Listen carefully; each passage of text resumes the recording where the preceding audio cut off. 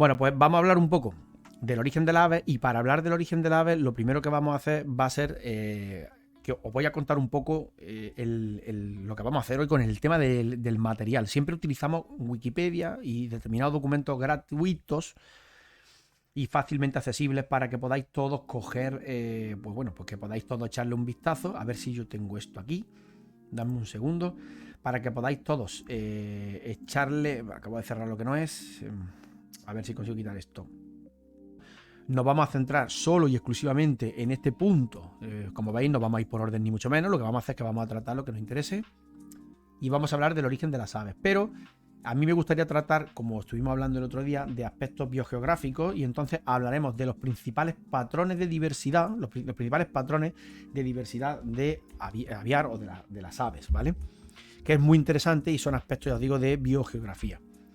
Con respecto a la filogenética y al árbol evolutivo de las aves, eso es algo que no quiero tratar aquí. No quiero tratar específicamente, salvo que vayamos por la serie Aves, capítulo 194, y entonces ya, bueno, pues podamos coger y decir, oye, hemos hablado de tantas cosas que ya sabemos hasta todas las características de cómo se forma el huevo, y entonces digamos, bueno, vamos a meter un poco en filogenética. ¿Por qué? Porque la filogenética y la clasificación cambia mucho.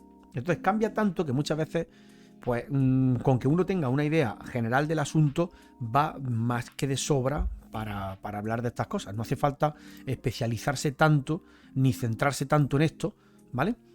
Hasta el punto de volverse loco con los árboles filogenéticos, sobre todo porque cuando te estudias un árbol filogenético del año 2014, que parece que es el consenso, ahora hay otro en el 2017, otro en el 2011, que parece el que más sigue la gente, otro en el 2019, y eso lo vamos a ver ahora después, hablando aquí un poco de este propio libro, pero creo que no es el objetivo, ni mucho menos, de tratar esto y menos ahora. El origen de las aves tiene una serie de características que son generales, ya la hemos hablado en alguna otra ocasión, y aquí lo que vamos a hacer es empezar a dar pues esas pequeñas pinceladas de grupos principales.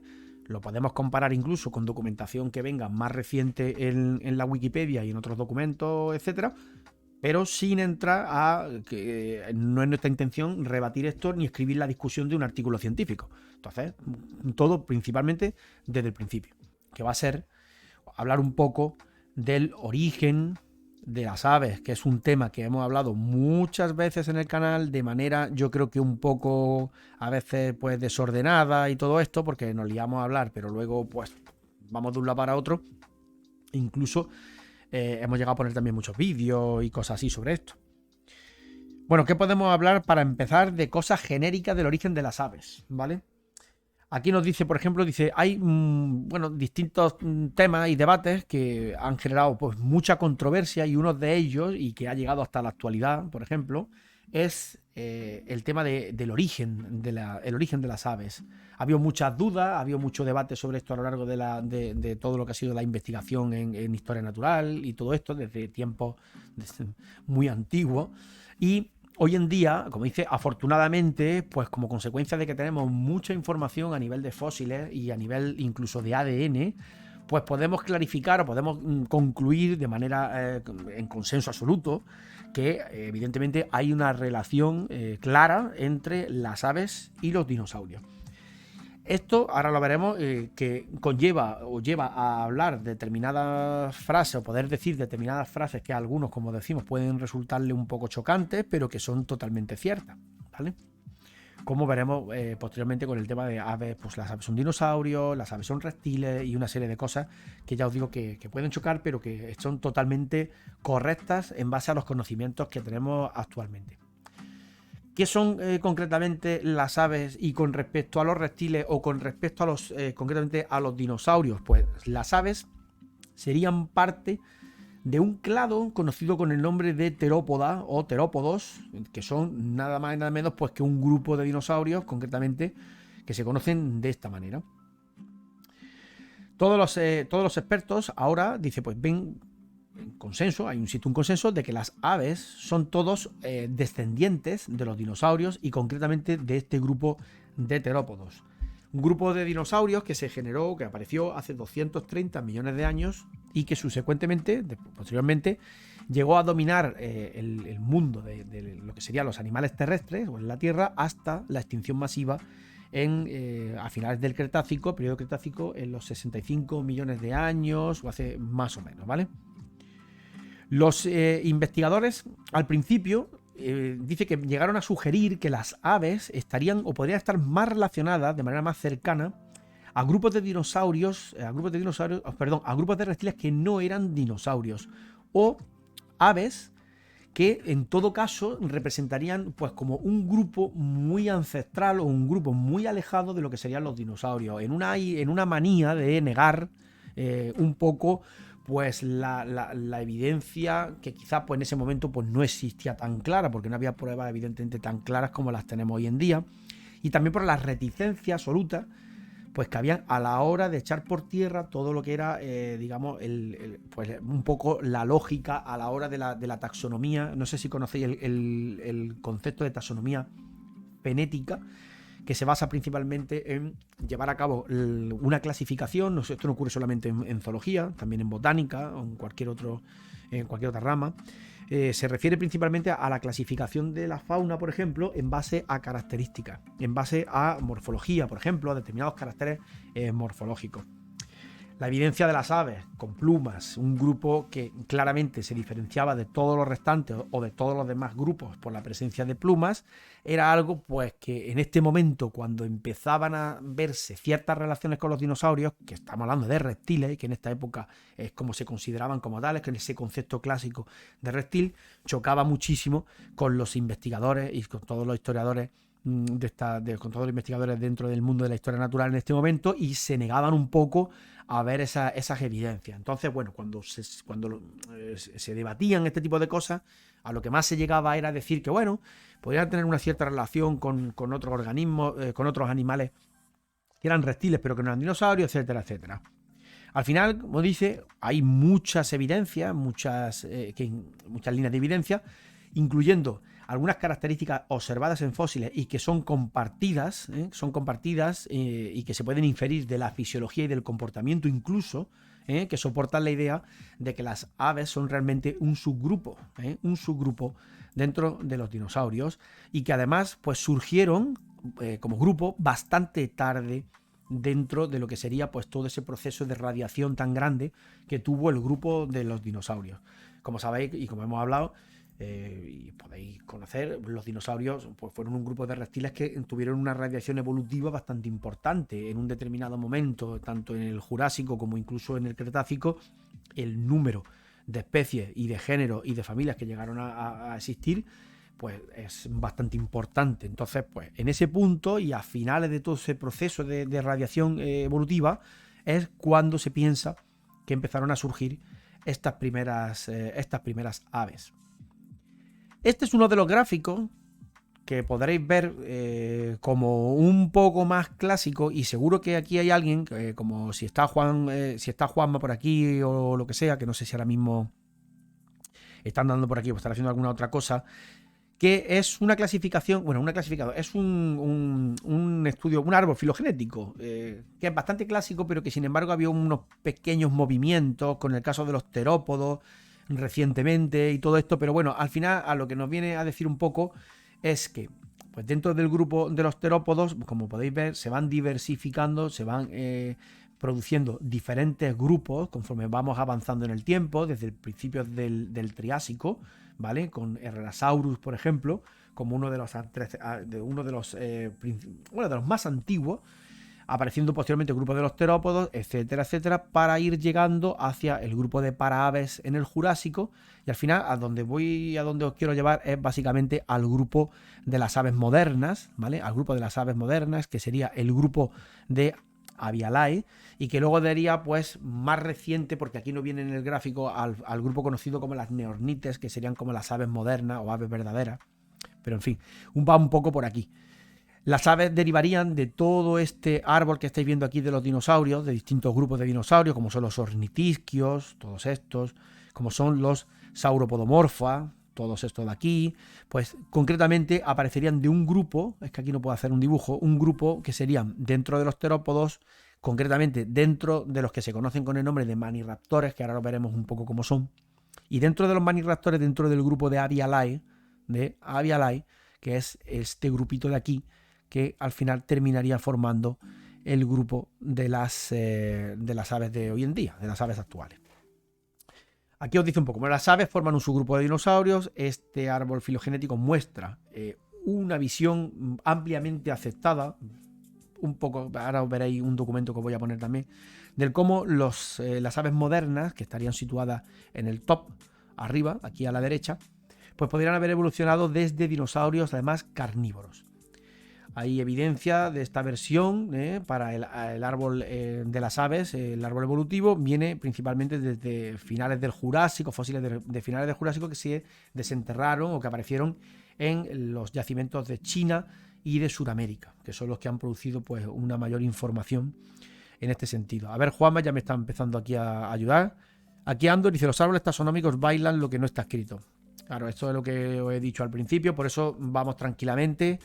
Si queréis, Juanma, como esto va a ser definitivo, este capítulo es capítulo 1 definitivo del origen de la ave. Si vemos algo aquí que podamos mencionar, que podamos buscar un poco más de espacio aparte o lo que sea, porque sé que ha habido movimientos, por ejemplo, con el grupo de terópodos también, se han movido un poco. Bueno, una serie de cosas que ahora si queréis lo miramos en la Wikipedia, pero bueno, yo creo que este gráfico, este árbol filogenético para como el origen de las aves a partir de grupos principales, y vamos a centrar un poco la bola, los terópodos, ¿vale? Como miembros del grupo de los terópodos, miembro del grupo dentro de los terópodos de los que se llaman los maniraptores y dentro de ellos de los avialae, y de aquí vamos a los que se llaman neornites, que serán los neoverdaderos ornites, verdaderas aves, que serían las aves modernas, donde se clasifica a las aves modernas. Yo creo que queda bastante claro, no hay que hacer más agrupaciones porque fijaros la cantidad de grupos que podemos todavía hacer dentro de todo esto, pero no nos lleva para nada si lo que queremos es un conocimiento general y que sea un conocimiento general pero correcto, ¿vale? No nos lleva absolutamente a nada. Entonces creo que con esto es más que suficiente que conozcamos pues estos principales grupos y listo, ¿vale? ¿Qué más cositas? Sobre el tema de la clasificación tradicional, el cómo convive, también lo hemos hablado unas cuantas veces, el cómo convive la clasificación tradicional de los reptiles y de las aves dentro de un mundo en el que cuando se incorpora todo lo que es el conocimiento genético y el conocimiento de fósiles y se empiezan a realizar los primeros árboles filogenéticos atendiendo a lo que serían las relaciones de filogenia, las relaciones de parentesco entre los distintos organismos.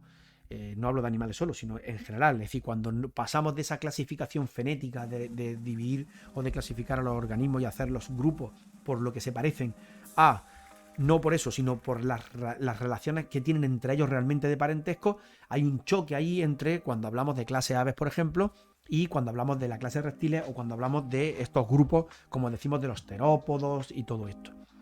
Todos hemos hablado ya muchas veces de los reptiles y hemos hablado de que la clase reptiles, por ejemplo, clásica, dentro de la taxonomía tradicional, no incluye a las aves, que por la presencia de plumas, de manera pues, básicamente tradicional, la hemos separado de lo que son los reptiles en una clase aparte. Eso evidentemente es un error de base atendiendo a los conocimientos actuales que tenemos. O sea, la clase aves como tal puede existir como un grupo dentro de lo que serían estos reptiles, estos dinosaurios y un grupo en concreto dentro de ellos, pero sin embargo las clases reptiles como tal no podemos aceptarla porque estamos excluyendo de manera obligada y voluntaria a un grupo de ellos mismos, que es el de las aves, y directamente lo estamos quitando de la clasificación. Esto, por mencionarlo aquí, porque es un capítulo de introducción y para que quede claro en el capítulo 1, ¿vale? Oye, marinero, buenas tardes. Para que quede claro del capítulo 1, como decíamos en muchas otras veces, la clase reptilia nos lleva a denominarla como parafilética, ¿vale? Y que significa pues eso precisamente, que no todos los descendientes del ancestro, del ancestro del grupo de los reptiles, están incluidos dentro del grupo, porque estamos eliminando a la clase aves de este grupo. Entonces, pues nos lleva a eso, a pensar que la clase reptiles nos lleva a definirla como un grupo que sería parafilético y no sería válido dentro de lo que es la clasificación de sistemática filogenética y todo lo que tenga que ver con este tipo de cosas. Que se sigue utilizando los reptiles, que se sigue utilizando la palabra reptil, evidentemente en el lenguaje común nosotros no podemos eliminar el que alguien llame a una lagartija o llame a un cocodrilo, le llame reptil y tal, y que a un ave, pues a un pájaro. De hecho, el libro en inglés diferencia entre la palabra bird, entre pájaro y ave, y utiliza la palabra pájaro de manera común, como refiriéndose a un ave, pero de forma común, y sin embargo, cuando habla de aves, que si os fijáis, él lo está poniendo en español, ¿vale? Y estamos en un libro que está en inglés, es porque se está refiriendo a ese taxón en concreto, a ese grupo taxonómico concreto, que sería ya, que digamos que tiene una jerarquía, está jerarquizado, y se refiere a la clase aves en concreto.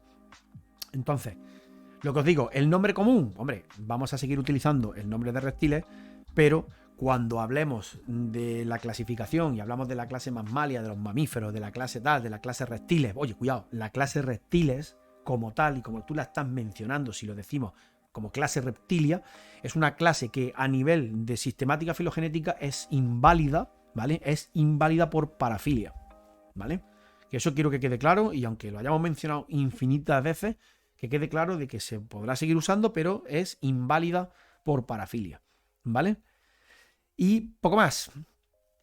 A ver lo que nos dice un poquito más. Dice, bueno, en términos evolutivos, dice, los dinosaurios y las aves son ambos, pues, más correctamente considerados como un grupo, un subgrupo dentro de los reptiles, tanto dinosaurios como aves, ¿vale? Además, un grupo, el de los reptiles, que efectivamente, como sabéis todos, incluyen tanto las tortugas que viven hoy en día, como los cocodrilos, como las serpientes, o como los lagartos, ¿vale? Es decir, que estamos metiendo a las aves, pues, dentro del grupo de reptiles, junto con los cocodrilos, junto con las serpientes y junto con todo esto. Tordosaurus nos dice, técnicamente Reptilia debería sustituirse por Saurópsida, efectivamente, que sí es un grupo monofilético. Sí, llevas toda la razón del mundo, ¿vale?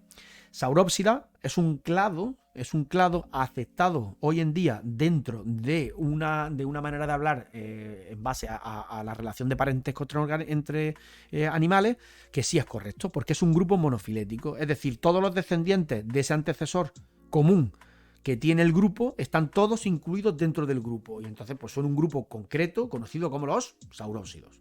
Y no hay un grupo dentro de él que lo hemos quitado y le llamamos de otra manera y entonces ese no está. No, tienen que estar todos los descendientes del antecesor, tienen que estar todos dentro del grupo, ¿vale? Todos. Y ese es el problema, y creo que vamos a insistir, no hay problema, podemos repetirlo muchas veces, ese es el problema de la clase reptilia. No todos los miembros de los reptiles como tales están dentro de la clase reptilia, porque las aves son reptiles, pero hemos hecho así y la hemos sacado fuera. ¿Entendéis? Y las consideramos como algo distinto. ¿Y por qué va a ser distinto? Si las aves son dinosaurios, ¿vale? Es más, lo podéis decir tranquilamente. Las aves son dinosaurios. Ya está, son un grupo de dinosaurios. No tiene más. No hay ningún problema en decirlo de esa manera. Y si las aves son dinosaurios, tampoco vamos a tener ningún problema en decir que las aves son reptiles. Que no queréis utilizar la palabra reptil, porque si utilizáis reptil, puede ser que alguien diga, os estáis refiriendo a la clase reptilia. Utilizar, pues a lo mejor, no sé si en ese caso saurósido se puede usar también, ¿vale? Dice Marinero, hola, dice, como más hablemos, más se promociona el canal. ¿Qué significa eso? ¿Qué significa eso? Hombre, hay que escribir por el chat algo, ¿no? Saludos a todos, hombre. Marinero, hoy he estado hablando desde el principio de que quiero que vayamos más tranquilos, más despacio, que vayamos disfrutándolo, dándole bocado a esto tranquilitos, que por muchas veces me veo, porque vamos muy rápido y vamos leyendo artículos como locos y al final resulta que no nos da tiempo, pues, oye, pues a hablar tranquilamente de las cosas y a echar un rato aquí con el chat. Ah, dice que si hay más comentarios se recomienda más el directo. Pues no tengo ni idea. Fíjate tú, no lo sabía yo. Pues, oye, escribís todo el rato ahí. Oye, otra cosa que no digo nunca, oye, no olvidéis darle al follow no olvidéis darle a lo de suscribirse alguna vez, por lo menos tengo 2 suscriptores, pero no os preocupéis, cada día tendré más. Tenemos ahora mismo 2 suscriptores en el canal, al tercero le mandamos una magdalena. Y los bits y todo eso, animaros ahí, que ni lo he escuchado todavía, ¿vale? Entonces, bueno, eso, que vamos a disfrutar más despacito y vamos más lento. Y estaré un poquito más pendiente también del chat. Por si queréis escribir lo que sea, paramos. Si queréis que miremos algún documento, lo miramos también. Tordosaurus, la Magdalena, cuando tú quieras, te invito. Mañana, por cierto, si quieres, te vienes allí conmigo a donde vamos a llevar a los niños, que ya lo sabes, ¿no? Te vienes a desayunar. Y hablamos. ¿Vale? Ya digo, esto es muy chulo verlo despacio y todos los detalles están bastante bien. Fijaros aquí os dice, por tanto, dice, es técnicamente correcto decir que las aves, pero fijaros cómo no dice aves, dice birds. Cuidado, ¿eh? Los pájaros, vamos a traducirlo a lo burro, es técnicamente correcto decir que los pájaros son dinosaurios vivientes, ¿vale? Dinosaurios vivientes o que los pájaros son reptiles.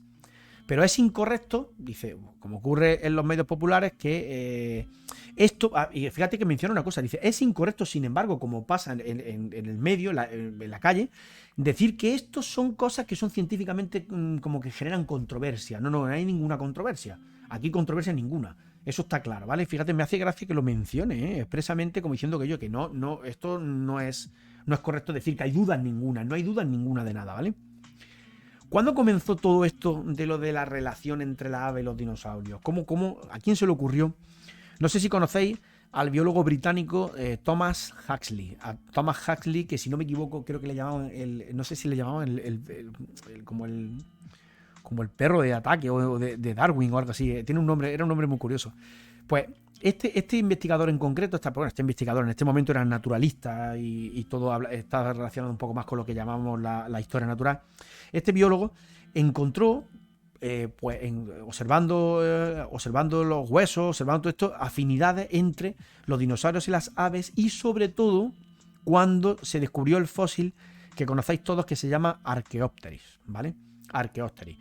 Y que luego trataremos en algún momento dentro de la charla esta o dentro del capítulo porque al ser un fósil tan importante dentro del estudio de la evolución de las aves, pues evidentemente lo trataremos más despacio cuando toque.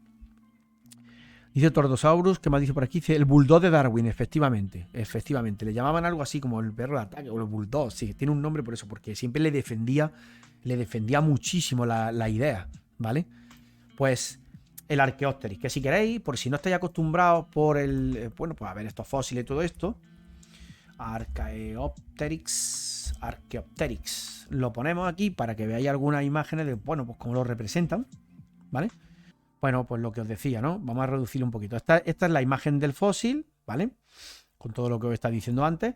Aquí tenéis, pues la cabeza, la órbita ocular, mandíbulas, todo lo que son los huesos de lo que serían las vértebras cervicales. Aquí tenéis pues el húmero, cubitos radios, todo lo que son los dedos, las garras. Fijaros lo que os digo, las 3 uñas. Como os decía, los terópodos son animales que tienen pues 3 dedos funcionales. Aquí se ven perfectamente y aquí se ven en la otra extremidad anterior. Se ven perfectamente los 3 dedos. Aquí tenéis pues más estructuras, pues las costillas y lo que os decía de las impresiones del ala, que se ven perfectamente, todas las impresiones del ala, y se ven también pues todo lo que son el eje principal o el raquis, no el raquis, el eje principal de la pluma, ¿eh? Se ven todas las estructuras y las extremidades posteriores, la cadera, por aquí. Se ve estupendo. La cola, que os decía también, todas las vértebras caudales y lo mismo, ¿no? Se veía perfectamente que esta cola pues tenía unas plumas, ¿vale? Tenía unas plumas. Bueno, pues aquí tenéis la impresión de este fósil, que creo que lo estáis viendo bien. Juanma dice, hay terópodos con más de 3 dedos y con menos, pero claro, imagino que luego habrá un poco pues adaptaciones posteriores, ¿no, Juanma? Pero el grupo como tal, como terópoda, creo que se define así, ¿no? Como un grupo que en principio, ¿no? Porque imagino que luego la reducción, como dice, o el aumento del número de dedos, quizás será una característica, puede ser una característica secundaria, ¿eh? Un carácter secundario o un estado. El carácter es la presencia de los dedos. Dice, no, la condición ancestral es más de 3, efectivamente. Y luego es un carácter derivado, es un estado derivado en la presencia de más de 3, o de menos de 3. Vale. Estupendo. Pues fíjate que tenía yo entendido aquí en los terópodos, y además que lo suelo ver siempre así como 3 dedos. No sé por qué. No sé si vendrá por aquí, la verdad. Aquí los terópodos, que sería ese grupo principal, son un suborden de dinosaurios saurisquios, caracterizado por sus huesos huecos. Fijaros que para el tema de las características de las aves que vuelan y que necesitan esqueletos que evidentemente no tengan un peso importante, claro, esto es lo que tengo yo entendido, por 3 dedos funcionales. Son clasificados generalmente como un grupo de dinosaurios saurisquios, aunque un artículo de 2017 los reclasificó en un grupo conocido como los ornitocélidos. Esto es lo que estamos comentando un poco antes. Claro que las reclasificaciones posteriores de lo que se consideran los grupos principales, pues claro, nos pueden volver un poco locos a todos. Entonces no quiero meterme en determinados grupos muy ya pequeños y en muchos cambios, porque al final lo que es que no nos entendemos y no llegamos a una conclusión que se nos quede en la cabeza. Entonces casi que prefiero no calentarnos mucho la cabeza con este tema, ¿vale? Fíjate, los terópodos como grupo, que este sí es el grupo principal que da lugar a otros distintos subgrupos que llevan a las aves, aparecieron por primera vez durante la época del Carniense, ya a finales del periodo Triásico, que sería ese primer periodo dentro del Mesozoico. Después del periodo Triásico iría el Jurásico, como sabéis, y luego el Cretácico. A finales del Cretácico, como todos tenéis también conocimiento ya, pues bueno, pues cayó el meteorito, acabó con un montón de reptiles, acabó con un montón de dinosaurios no avianos, y pues esto, sin embargo, este pequeño grupo, o este grupo que dio lugar a estas aves, pues evidentemente sobrevivió. Hay un artículo muy interesante que lo quería yo traer un día, pero no hoy, para no alargar esto, porque no vamos a alargar esto mucho más de 2 horas, como he dicho, que trata precisamente de explicar el cómo, y me gusta mucho este tema porque Juanma el otro día precisamente estuvo hablando de él, el por qué este grupo, o bueno, Juanma y más gente, el por qué en concreto las aves, por ejemplo, sobrevivieron al problema de lo de la caída del meteorito y a la extinción masiva del Cretácico, ¿no? De finales del Cretácico.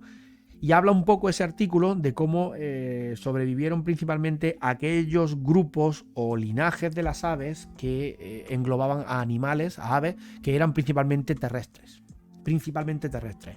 Y sin embargo otras que eran más voladoras o que vivían más basándose en los árboles o tenían más necesidades de árboles y todo esto, pues parece ser que fueron las que sufrieron mucho más y las que se extinguieron en ese momento, pues como consecuencia de que parece ser que está demostrado que prácticamente hubo pues unos incendios absolutos en donde se perdieron prácticamente, pues no vamos a decir todas las masas forestales existentes, pero sí prácticamente todas ellas, ¿vale? O sea que fue una hecatombe grave a nivel de bosques, de masas forestales perdidas como consecuencia de los incendios, tanto del impacto y de la explosión provocada por el impacto, tanto como por lo que vino después y la situación que se generó después. Bueno, está muy interesante, está muy chulo, se han hecho un montón de estudios sobre ese tema, se han investigado, digamos, a nivel de palinología, por ejemplo, los distintos estratos palinología en los distintos estratos que han caído luego después y que han estado investigando, y han observado pues cómo luego se produjo una recolonización del territorio por plantas, vegetales que estaban, incluso hoy en día actúan de esa manera, como son el caso de los helechos, que suelen aparecer en lugares donde hay, pues digamos, zonas abiertas, donde no hay tantos árboles y todo esto, y son capaces de recolonizar en determinados lugares el territorio. Y bueno, el estudio está muy bien, lo vamos a traer un día, vamos a hablar más despacio de él, ¿vale? Ojo, me alegro mucho de verte, Bitman, por aquí. Bitman, meteorito, alguien ha dicho meteorito, menos más que ha venido Bitman, se está poniendo esto demasiado serio, tío. Esto no puede ser. Anda, leña, si tengo un comparto de carbono cristalizado. Pues nada, estamos hablando del meteorito, estamos hablando de eso, de dónde aparecieron en el grupo de las aves. Dice, ¡buah, madre mía! Por favor, el chat de voz me hace falta. ¿Alguien puede leer el nombre de esta persona? Mari. Bueno, oye, que gracias por venir. Mari Joel. Muy chulo, muy bien. Dice, súper interesante esto. Se dice que hay cerca de 10 causas de extinción más allá del impacto meteórico. De alguna manera luego fue refrescante, como las selvas y la fauna del Paleoceno al norte de Sudamérica en el Cerrejón. Ah, ya sé quién es. Fijaros que acabo de hablar precisamente, Marí. Acabo de hablarle precisamente a la gente de que vamos a hacer, de que voy a hablar contigo. Sí, de que voy a hablar contigo. Ella es la paleoartista de la que os he estado comentando antes, al principio del programa, que os estaba diciendo que había estado hablando con ella y que estábamos buscando un momento para echar un rato de charla, que nos contara pues un poco cómo trabaja ella, y bueno, y qué tipo de ilustraciones hace, qué proyectos y en qué participa, cómo funciona todo ese mundo, que como decimos, estamos siempre viendo imágenes, viendo ilustraciones que tanto nos gustan, pero que no tenemos ni idea realmente pues de cómo trabajan ellos. en todo este tipo de cosas, que nos cuente un poco pues cómo pasa o cómo transforma pues todos esos datos científicos a una ilustración, a un dibujo, qué tipo de paleoartista podríamos decir que se podría, cómo se podría definir, qué tipo de trabajo paleoartísticos hace, si hace ilustraciones solamente o hay algo también de escultura. En fin, yo a Mari la sigo desde hace mucho tiempo en el Facebook, ¿vale? La sigo desde hace mucho tiempo en el Facebook y sé, porque lo he visto, que ha participado también en muchas actividades pues, y que ha hecho ilustraciones de invertebrados, de muchos tipos también de algo de mamíferos. En fin, que yo creo que va a ser interesante. A mí me va a encantar porque me gusta mucho ese tema y ahí hemos estado precisamente esta tarde hablando para eso. Para hacer no una entrevista, una especie de entrevista charla, más bien, para hacerlo más ameno y que podamos hablar un buen rato. Y un día vamos a dedicar un programa solamente a ese tema. Dice, me encantará poder conversar con todos vosotros sobre paleo y ciencia. Exactamente. Y aparte ya te he dicho, Marí, tienes el Discord para que entres y tienes tu casa ahí. Si necesitas poner imágenes de lo que sea, ilustraciones, compartís con nosotros lo que quieras. Ya te digo, nosotros los que estamos aquí somos gente que nos gusta la historia natural y bueno, todo lo que tenga que ver con este tipo de cosas, pues oye, pues estamos encantados, ¿vale? Entonces, pues nada, sobre el tema de lo que dices de las distintas teorías y todo esto, claro, es que aparte de que hay quien piensa de que hay otras causas que generaron, otras causas primarias que dieron lugar a la extinción, realmente lo que el consenso parece que lleva un poco es al hecho de que el meteorito evidentemente tuvo un montón de consecuencias posteriores a muchísimos niveles, a distintos niveles.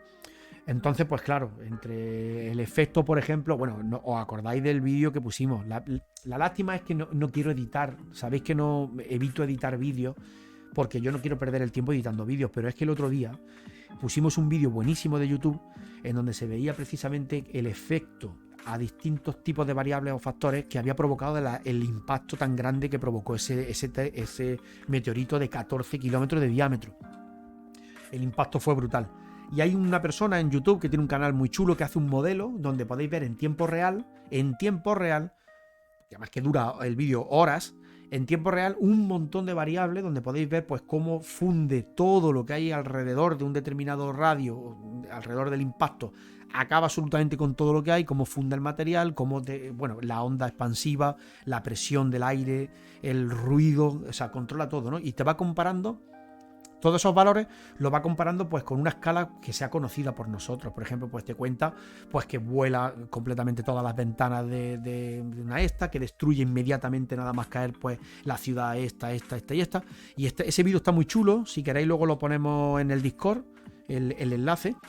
Porque dura mucho tiempo, va en tiempo real, el reloj va pasando y se va viendo la onda expansiva, cómo va aumentando en el mapa, va aumentando, y todo lo que va ocurriendo en toda esa zona, ¿vale? Todo lo que va ocurriendo, cómo arden todos los bosques, hasta qué punto llega la onda expansiva, en qué momento esa onda expansiva llega a Europa, por ejemplo, ¿vale? Ese meteorito cayó en México, cayó en Chicxulub, concretamente, pero al tiempo después, pues evidentemente esa onda expansiva fue moviéndose a una velocidad supersónica, sobre todo al inicio, y al final pues alcanzó efectivamente también Europa. Y bueno, pues se sintió por supuesto ahí también y esto fue absolutamente algo global. Dice Marí, incluso estos impactos tan fuertes generan en el lado opuesto de golpe una especie de vulcanismo extremo. Sí, lo cual es fantástico, porque desencadena una serie de cataclismos. Fantástico, madre mía, Marí. Dice, de efectos geológicos además de los tsunamis. Sí, ese por ejemplo, estuvimos el otro día hablando de otro momento también, que fue del Pérmico, de la extinción del Pérmico, que fue la que conocemos como la gran extinción o el gran cataclismo, que ha sido la más grande extinción que ha habido en el planeta. Y precisamente algunos decían que esos traps de Siberia, esas zonas donde se produjeron por unas emisiones volcánicas tremendas, con millones de kilómetros cuadrados de lava, pudieron producirse precisamente por la caída de un meteorito, si no me equivoco, en la Antártida, y que el impacto del meteorito en la Antártida fue el que provocó toda esa actividad sísmica en la antípoda. Y esa actividad sísmica tan potente fue la que produjo la rotura de la corteza, la entrada del manto en contacto con la corteza y la salida el inicio de esa actividad volcánica tan potente, que duró muchísimos miles y millones de años y que formó un espectáculo pero tremendo, vamos. Y a partir de ahí, claro, todos los efectos posteriores. Porque normalmente en este tipo de procesos de extinción no solamente es el fenómeno concreto. El tema del meteorito. El meteorito que cayó en la Antártida, corregime, Juanma, si puedes buscar por ahí por si me estoy yendo en algún dato. Pero el meteorito, por ejemplo, que cayó, creo que cayó en la Antártida, es que no está claro, no está aceptado, ni es tampoco un consenso absoluto, ni mucho menos el que esas emisiones volcánicas, esa actividad volcánica tan potente en Siberia, en ese tiempo, estuviera generada por la caída de un meteorito. Pero el meteorito sí cayó, y el meteorito, el cráter está localizado, ¿vale? El cráter está localizado y ese meteorito cayó. Y además cayó en la misma época, en el mismo tiempo en el que se produjeron las grandes erupciones volcánicas de Siberia, que se piensa que fueron las causantes principales, la causa primaria de la extinción, del evento de extinción masiva del Pérmico.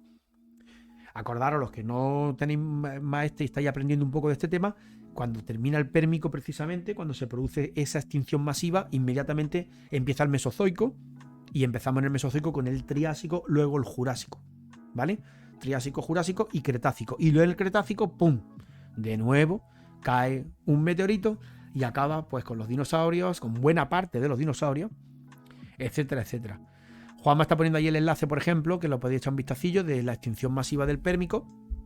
Y si lo cargo, si ejecuto esto, a ver si lo podéis ver aquí, extinción masiva del Pérmico, cuando habla, por ejemplo, estos son los distintos tipos de causas que se aceptan, y si os fijáis, una es el vulcanismo, que es la de los TRAPS, que estuvimos viendo anteriormente en una de las emisiones anteriores. La liberación de hidratos de metano, sulfuro de hidrógeno, son todo consecuencias de, o bien de manera directa por el vulcanismo, o de manera indirecta, porque el vulcanismo, al emitir CO2 y una serie de cosas, al final aumenta la temperatura, aumenta el efecto invernadero, y eso provoca pues que los hidratos de metano, por ejemplo, que son pues, moléculas de metano que estaban en el fondo de los océanos como consecuencia del aumento de temperatura, se liberen, ¿vale? Se liberen, vayan a la atmósfera. Entre todas estas cosas, una de estas que se menciona es el impacto de un gran meteorito, ¿vale? Ese meteorito en el año 2006 dice que se encontró el gran cráter de un posible impacto de meteorito en la Tierra de Wilkes, en la Antártida. El cráter tiene un diámetro de alrededor de 500 kilómetros y está situado a una profundidad de 1,6 kilómetros bajo el hielo de la Antártida. Aquí lo tenéis en el mapa, ¿vale? Esto quizás es lo que Marí se está refiriendo con esto. Y efectivamente este golpe, porrazo que pegó esto aquí, para hablar un poco, un término un poco más gracioso, pues efectivamente pues generó en la antípoda esa, bueno, es lo que se piensa, ¿no? Es lo que dice esa hipótesis, generó esa actividad volcánica, ¿vale? Sí, ahí se ve lo del meteoro pérmico, exactamente, Juanma, gracias, tío. Baja hasta donde pone impacto de un gran meteorito. Es que precisamente todos estos temas, si alguno estáis entrando por aquí por el canal de vez en cuando, os daréis cuenta que todos estos temas los hemos ido tratando ya una y otra vez. Entonces, al final, nos lo vamos a aprender todo, yo el primero, mejor que me lo sabía. Porque es verdad que ya van saliendo muchas veces y se van repitiendo. Entonces, pues bueno, aquí tenéis ese ejemplo. Y por último, estábamos hablando un poco de dónde había surgido la idea de lo de que las aves podían estar relacionadas de alguna manera con los dinosaurios. Porque claro, en ese momento, ¿quién se va a imaginar eso? Cuando siempre estaba la clasificación típica de reptiles y de aves por un lado. Pues en el momento en el que alguien descubre este fósil, cae en manos de Huxley y lo coge y dice, bueno, ¿qué quieres que te diga? Pero yo aquí veo plumas, evidentemente. Yo creo que esto, cualquiera de nosotros ve este fósil, que si no me equivoco, no, que este fósil apareció en el yacimiento de las calizas litográficas de Solnhofen en Baviera, Alemania. Uno de los lugares que ha dado fósiles excepcionales, pues porque en vez de restos fragmentarios, lo que ha dado muchos son, pues como estáis viendo, esta especie de fósiles que son completos, esqueletos completos, aplastados, a modo de como dicen en inglés, le llaman coins, no sé cómo, bueno, pues eso, como lo estáis viendo, ¿no? Unas pequeñas de tabletas con el esqueleto completo del animal. Y claro, evidentemente esto, a la hora de buscar el origen y qué es y qué no es, pues es que está perfectamente conservado con todos los detalles de la anatomía, ¿vale? Entonces, claro, esto fue lo que motivó el pensar, ahí lo tenéis con todos los detalles, el pensar pues que las aves pues evidentemente pues tenían que tener algún tipo de relación o podían tener con los reptiles, pues porque evidentemente para una persona que está especializada sobre todo en estudios de anatomía comparada, pues evidentemente esto te lo coge y bueno, pues ve características muy muy muy similares entre los reptiles y estas aves, ¿vale? A nivel pues, de huesos, de toda esta osteología, porque además que está perfectamente conservada. Y por ejemplo, la presencia de los 3 dedos, como es en el caso de los terópodos, y que este animal, este ave, pues presente, o este ave ancestral, presente estos 3 dedos, más otra serie de características, pues efectivamente al final pues lo llevan a ese tipo de conclusiones, aunque hubiera sido muy difícil para ellos en verlo de esa manera, ¿eh? Nosotros ahora mismo lo vemos todo muy fácil, pero en ese tiempo no era tan sencillo. Mariano dice, alguno debió pensar que era un ángel cuando el descubrimiento. Pues tú imagínate, bueno, imaginaros lo que tuvo que ser eso la primera vez. Dice Marí que es uno de los mejores yacimientos del mundo, exactamente. Ella menciona el concepto del Argstaten, que se refiere concretamente, y también lo hemos mencionado alguna vez, que son aquellos yacimientos en los que se obtienen fósiles con un excelente estado de conservación. Un excelente estado de conservación. Se llama también a veces Conservat Lagerstätten en alemán. Y, en fin, Tordosaurus dice, bueno, un ángel chiquitito, un querubín. La palabra querubín siempre me ha hecho una gracia. La palabra querubín. Porque creo que no pasa de 60 centímetros de largo. Efectivamente, porque ahí lo estamos viendo enorme, ¿vale? Lo estamos viendo con un tamaño enorme, pero sin embargo no es ni mucho menos tan grande. O sea, ni muchísimo menos, ¿eh? Pero claro, lo veis ahí ahora mismo, lo estáis viendo ocupando toda la pantalla, sobre todo si lo estáis viendo en un ordenador, y podéis pensar que, bueno, pues que podría ser muy grande y todo esto. Pues no, ni muchísimo menos. Si queréis, ya lo habéis visto también emplumado, lo habéis visto en las distintas representaciones de estos paleoartistas, de los diferentes paleoartistas, pues bueno, pues cómo lo representan, como decimos, pues con el color y todo esto, cada uno de una manera. Ya sabéis también que estuvimos hablando, y si no lo sabéis lo digo yo, que estuvimos hablando un poquito también de la coloración, de la pigmentación en las plumas de las aves y de algunos estudios que habían hablado pues de las distintas de las distintas maneras en que las aves pues podían tener iridiscencia en las plumas según la disposición de la melanina y de las estructuras en las que se almacenaba la melanina, etcétera, etcétera. Pero al final todo lo que es la coloración, aunque pueden existir algunos estudios científicos que puedan dar ciertas ideas de ciertos detalles en la coloración, bueno, pues son un poco una representación de la mente de la persona que hace la ilustración y del cómo la quiere representar o todo esto, ¿no? Si queréis aprender un poco más de Arqueopteryx, ahora que estamos aquí, Mundo Prehistórico es, por ejemplo, una página que la utilizamos mucho, ¿vale? Para hablar de este tema. Pues mira, Arqueopteryx es un género extinto de aves primitivas, fijaros aquí cómo lo representan también, mucho más cargado de plumas, con caracteres intermedios entre los dinosaurios emplumados y las aves modernas. El nombre deriva del griego antiguo, arqueos, que significa antiguo, y teryx, que significa pluma o ala. ¿Vale? Teros significa alado. En español suele castellanizarse como Arqueopteryx. Desde el siglo XIX ha sido generalmente aceptado por los paleontólogos y señalado en las obras de consulta como el ave más antigua conocida.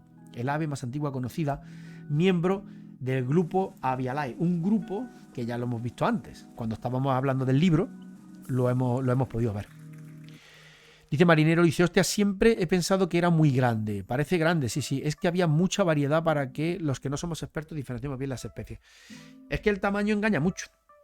Por eso muchas veces cuando miramos los tamaños tenemos que al final compararlo con alguna escala relativa. Muchas veces se suele utilizar, pues yo qué sé, pues una regla que se pone al lado o algo, ¿no? O se pone al lado, o una regla, o se pone... Oye, Bitman, gracias por el host. Gracias, tío. Pues o se pone una regla, una moneda o cualquier cosa para que os hagáis hagamos una idea un poco de la escala real que tiene lo que estamos observando, pues porque lo estamos viendo ahí en la pantalla y crees que estás viendo un dinosaurio enorme y tiene 60 centímetros, como dice Juanma. Es poquísimo, vamos, realmente. ¿Vale? Dice Bitman, dice, nada, que se me olvida siempre. No te preocupes, muchas gracias. Tordosaurus, Juanma, claro, los dinosaurios siempre piensa que eran todos muy grandes, pero había muchos también pequeños, efectivamente, y aquí en el libro que estamos tratando, precisamente te comenta que la idea que hablaban muchas veces al principio los investigadores, que es decir, investigadores en estas fechas de Huxley, suena un poco chocante, pero todos estos naturalistas de la época de Huxley, Darwin y todo esto, pues cuando hablaban de este tipo de cosas, siempre ponían el ejemplo de que los dinosaurios eran enormes. Claro, ellos tenían conocimiento de Tyrannosaurus Rex y de una serie de cosas que decían, pero ¿cómo van a venir las aves de esto si eso es imposible? Pero es que en esa época había dinosaurios pequeños y dinosaurios que incluso eran insectívoros y dinosaurios que eran herbívoros también, pequeños, de pequeño tamaño. Entonces, en este libro, pues te lo comenta y te habla precisamente también de ese tema, ¿no? Que no lo veáis de esa manera, que no porque sean dinosaurios son o van a ser todos gigantes, ni muchísimo menos. Como decía, un ave que es la más antigua conocida, miembro del grupo Avialae, como hemos visto al principio, y si luego echáis un para atrás en el vídeo, lo podéis recomendar, o sea, podéis echarle un vistazo y recordar, perdón. Bueno, Archaeopteryx vivió en el periodo Jurásico, justo en medio del Mesozoico, hace 150 millones de años, en lo que hoy es el sur de Alemania, que es el yacimiento este que os digo de las calizas litográficas de Solnhofen. Buscando cosas rápidas, que no nos entretengamos mucho, importantes son, por ejemplo, el hecho de que es un candidato claro, que es lo que llamamos una forma de transición entre los dinosaurios y las aves. Birdman, que lo mencioné el otro día en otro vídeo, pero él no lo habrá visto, porque normalmente no tenemos tiempo para ver los vídeos de uno y otro. Birdman estuvo hablando de los negacionistas de los dinosaurios, precisamente, y estuvimos hablando aquí en el canal Birdman desde el programa tuyo en el que trataste el tema de los negacionistas de los dinosaurios, porque Birdman tiene un canal aquí en Twitch desde hace mucho más tiempo que yo, y los domingos por la mañana pues se toma unos churritos aquí con la gente mientras hace pues un repaso a las barbaridades a las barbaridades de internet en lo que a negacionismo se refiere. Birdman se ha hecho especialista en locuras de ese estilo. Entonces precisamente el otro día me llamó mucho la atención el hecho de eso, de los negacionistas de los dinosaurios, que dicen que eso no existe y además aportan toda una serie de pruebas que son para echarse a llorar porque es que no tiene otro nombre. Entonces, bueno, como decía, uno de los argumentos que mucha gente, incluso hoy en día, no hoy en día, pero bueno, en el paso de todos estos años, decía que no había una relación entre aves, dinosaurios y todo esto, es siempre el mismo. Es que, oye, ¿y dónde está el fósil con características intermedias entonces entre un reptil y un ave? Yo quiero verlo. Porque encontramos fósiles de reptiles, de dinosaurios clásicos, lo que la gente entiende como un dinosaurio, o bien encontramos fósiles de aves. Pero ¿dónde está? Si vienen de las aves, vienen de un determinado grupo de dinosaurios, son un grupo de dinosaurios, ¿dónde están los fósiles con las características que son de aves y de dinosaurios? Pues este caso en concreto es uno de ellos y es un fósil o una forma un fósil que se conoce como una forma de transición, ¿vale? Entre los dinosaurios y las aves. Y de ahí la enorme importancia que tiene y que tuvo, sobre todo en su momento, para todos estos estudiosos de la historia natural del momento, porque esa forma permitía a los que pensaban de esta manera y a los que no pensaban de esa manera y vieron eso y cambiaron inmediatamente de manera de pensar, pues que efectivamente esa relación que se estaba observando pues podría existir.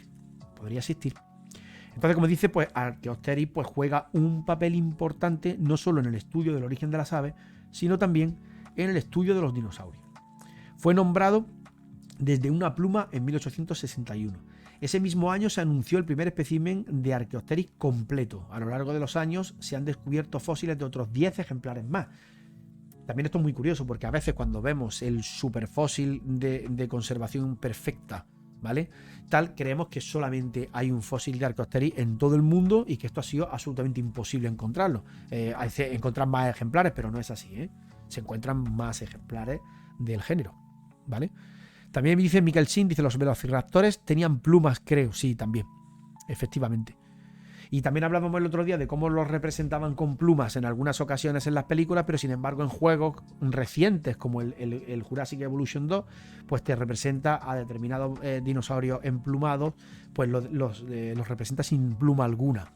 Con lo que creo, y hablábamos también y comentábamos, es que puede confundir un poco a la gente en este sentido, porque al final pues estos niños, niños o adultos, porque yo juego a Jurassic Evolution 2, pues podemos llegar a confusión porque nos están dando una representación de los dinosaurios emplumados de manera incorrecta, porque es que no los ilustran de ninguna manera en los modelos con pluma alguna.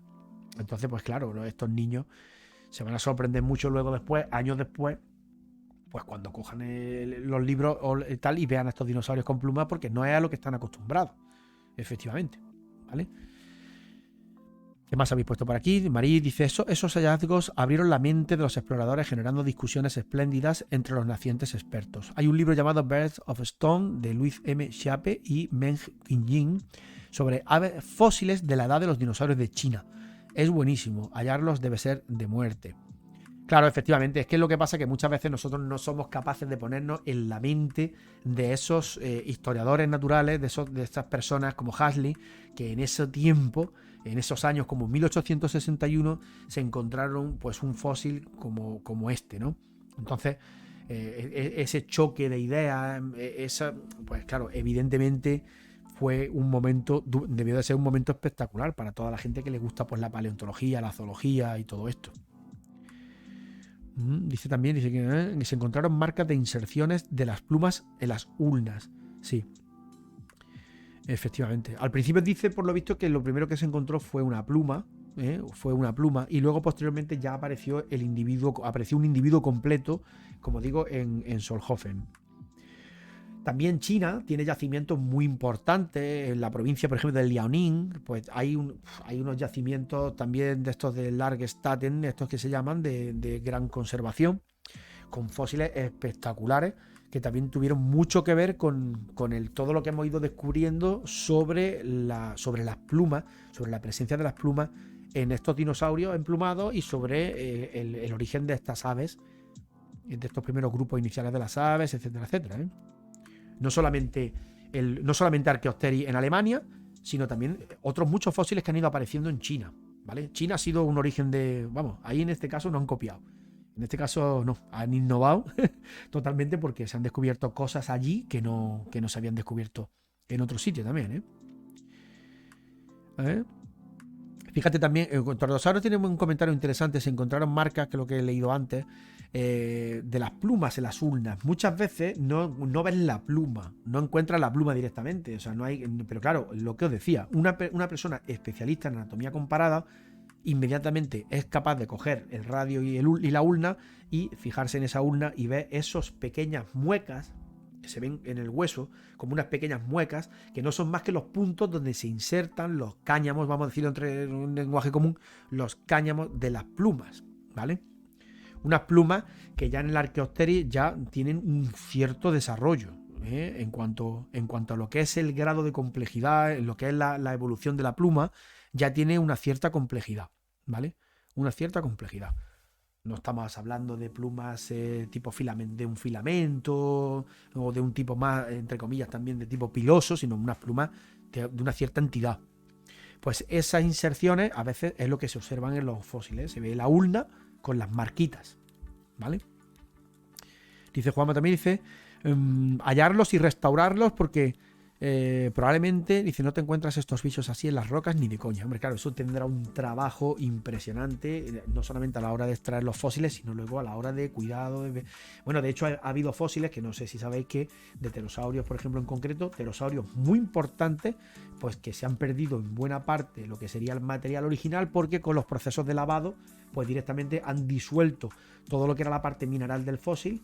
Y al final con lo que nos hemos quedado ha sido con el molde del fósil. Hubo un matrimonio que eran investigadores de este tema, eran paleontólogos, y no me acuerdo exactamente si fue el Prondactylus, es que no quiero decir tampoco, no quiero meterme en donde no me acuerdo exactamente, pero bueno, hubo un género muy importante dentro de todo lo que es la paleontología de pterosaurios, pues que se perdió buena parte del material por eso, ¿no? Por ese procedimiento de lavado del material para intentar hacer la extracción de la roca y se quedaron, menos mal, con lo que es el molde. Porque lo de dentro se perdió. Dice Juanma que eso, en China está saliendo la de Dios. Y efectivamente, los yacimientos de Liaoning y muchos otros, que a mí se me ha quedado el del nombre de Liaoning, pero hay unos cuantos más, bueno, están saliendo cosas totalmente alucinantes, no solamente de este grupo, no solamente de aves, sino también, por ejemplo, de pterosaurios. Casi siempre que hablo de pterosaurios o busco información sobre pterosaurios, sale China. Siempre sale China, siempre salen 20.000 fósiles por todos sitios y ya os digo, de una calidad excepcional. Acordaros que normalmente lo normal es que los fósiles aparezcan totalmente rotos, destrozados y que son lo que llamamos restos fragmentarios. Todo restos de fragmentos. Todo restos de fragmentos. Algunos son muy famosos, lo hemos mencionado también, como el caso que os decía de un anurosnátido, un tipo de pterosaurio también muy curioso, que le llamaban el ejemplar atropellado en carretera, de Roadkill Specimen, creo que era, y era pues precisamente porque cuando lo descubrieron, la primera vez que apareció este fósil, estaba absolutamente hecho un puzzle. Pero bueno, a partir del puzzle, los paleontólogos son capaces de ponerle un orden y de darse cuenta de que están ante algo nuevo o ante una especie interesante o un grupo interesante, ¿vale? Eso es lo normal. Lo normal son ese tipo de restos. Lo que no es normal es lo que estamos viendo aquí en el vídeo, por ejemplo, en las imágenes, perdón, en el tema del Archaeopteryx de Solnhofen. Eso es lo que no es normal, ¿vale? Por eso la importancia que tiene esto, ¿vale? Bueno, pues ya digo, forma de transición, ¿vale? Una lucha, un arma muy buena para los negacionistas de este tipo de cosas y para los que no creen ni en los dinosaurios, como decía Bisman el otro día, que hay gente, como aquellos que no creen la relación existente entre las aves y los dinosaurios, pues aquí esa sería una de las pruebas. Bueno, hay unos 11 fósiles, dice. La mayoría de los 11 fósiles incluyen impresiones de plumas también, debido a que estas plumas son de una forma avanzada, son remeras. Remera es un tipo de pluma ya pues avanzada, con sus hemibanderas, su cáñamo central, etc.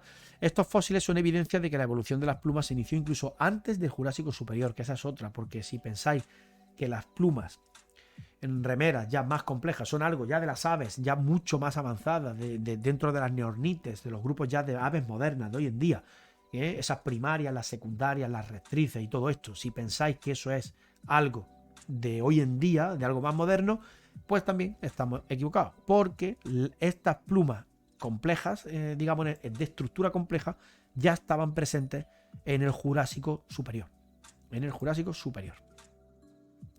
Fijaros también, como dato curioso y tal, que el espécimen de Archaeopteryx fue descubierto tan solo 2 años después de que Charles Darwin publicara El origen de las especies.